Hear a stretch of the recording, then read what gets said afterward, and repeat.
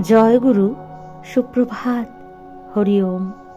ওম অখণ্ড সংহিতা বা অখণ্ড মণ্ডলেশ্বর শ্রী শ্রীমৎ স্বামী স্বরূপানন্দ পরমহংসদেবের অমৃতময় উপদেশবাণী, 10ম খণ্ড। ঈশ্বরই পরমাত্মীয়।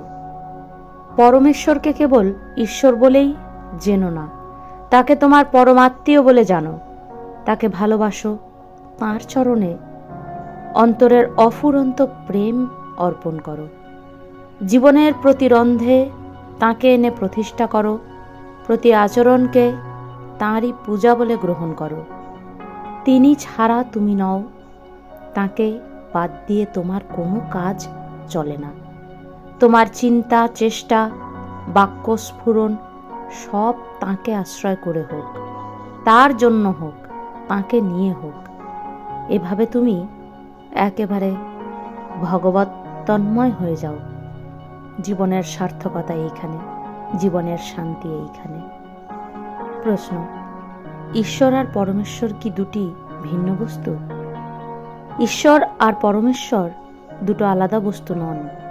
ঈশ্বরের একটি শিং আর পরমেশ্বরের 3 কুড়ি শিং এ নয়।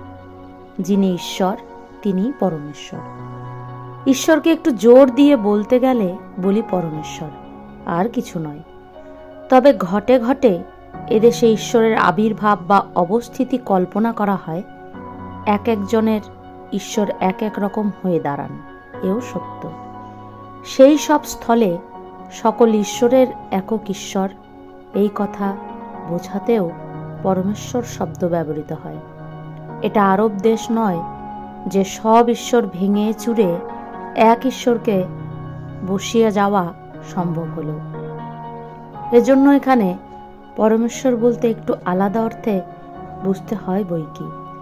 তোমরা সেই একমাত্র ঈশ্বরকেই ভজনা করো, যিনি সকল ক্ষুদ্র ঈশ্বর, ছোট্ট ঈশ্বর, খণ্ড ঈশ্বরেরও পরম প্রভু, পরমেশ্বর। ক্ষুদ্রের মধ্যে মনকে আবদ্ধ করে রেখো না, ভূমার দিকে তাকাও, অখণ্ডই তোমাদের লক্ষ্য হোক। হরি ওম।